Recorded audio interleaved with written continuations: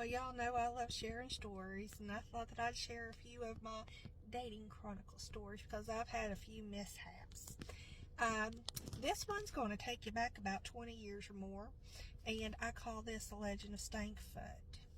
Anyway, my friend, my best friend for life, she was dating this feller up in one of the creeks in West Virginia, and anyway, they decided to fix me up on a blind date.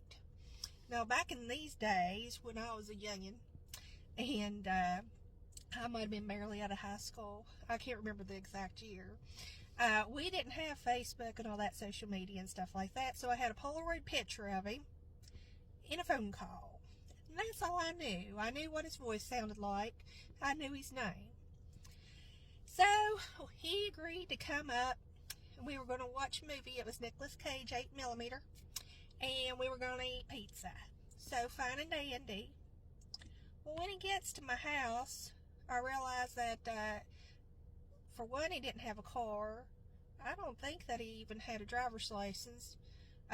He was a little bit older than me because he was former military. I don't know if he had been dishonorably discharged or what. But, anyway, he had hitchhiked all the way to my house. And he had brought, back then, McDonald's actually sold pizza, so he had stopped off at the Smithers McDonald's and got a pizza, and then hitchhiked the rest of the way to my house in Fayette County. And anyway, I was a kid, so I was like, okay, we'll come in, let's make the best of the situation, let's sit down, I'll turn on 8mm, and we'll eat this McDonald's pizza. Which McDonald's pizza, it wasn't that bad. I mean, I kind of miss McDonald's pizza. It was cheap. It tasted alright for McDonald's. Anyway, when I took the first bite, I realized that something wasn't right. Something smelled kind of funny. And I kept getting like these whiffs of something. Something was like wafting into my face. And I couldn't quite figure out what it was. And my mom, she had this rule: when you entered my house, you always took off your shoes. My mom was a very, very cleanly woman, and she didn't want dirt in her house. You know, you take them shoes off. And anyway, so he's sitting on the couch, and he props his feet up on the couch, and I realize, oh my God, it's his feet. As soon as he put his feet up there, I mean, it's just like,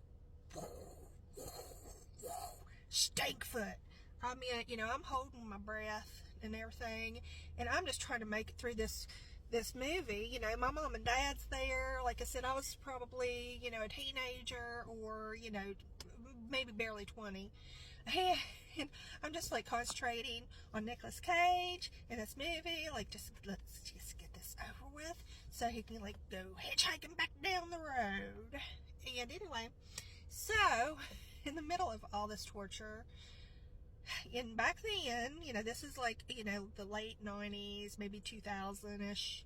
And that was a little teeny tiny thing back then. So, you know, we wore these little teeny tiny, you know, tummy shirts to show her tummy and her belly rings and everything. And somehow, and I don't know why, he gets this idea that he's going to start tickling me on my belly with his toes. I mean, he's up there, he's got his little toes. I am dying because, I mean, like, his feet, he's giving me like a freaking toe stomach massage with them toes from hell, you know. And I'm screaming, I'm wailing, I'm smacking, you know, like, and I mean, that smells just like, and finally I just jump up. I'm like, okay, that's it, you gotta go. You gotta go. I couldn't handle it anymore. I was like, see ya, bye, thanks for the pizza. And my dad, being my dad, anyway, he comes in, he's like, well, what's going on here? I was like, he's leaving. And somehow in the conversation, my dad finds out that he hitchhiked here.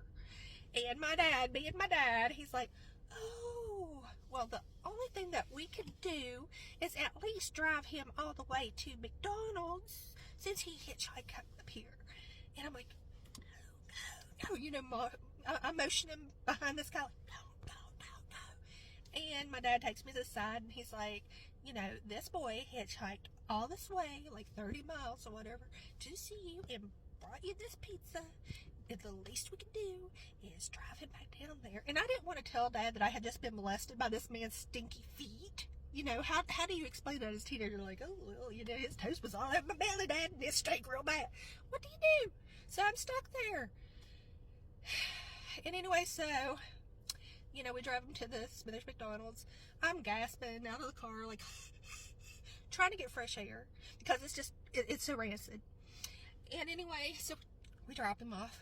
I call my friend, like, what did you do to me? Why did you do this to me?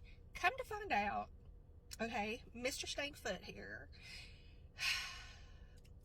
his cousin, says that that boy had been wearing the same socks for over a week, that it had been raining like the day before or something like that, and he was just like out there, you know, just walking around in the rain in these socks, and he had hung them up to dry, didn't wash them, just hung them up to dry and then put them on for the date. And that's what he was touching me with. And I mean, that is so freaking traumatizing. I mean, to this day, I mean, reliving this makes me want to ask my friend for another apology. So that is my Mr. Stankfoot story.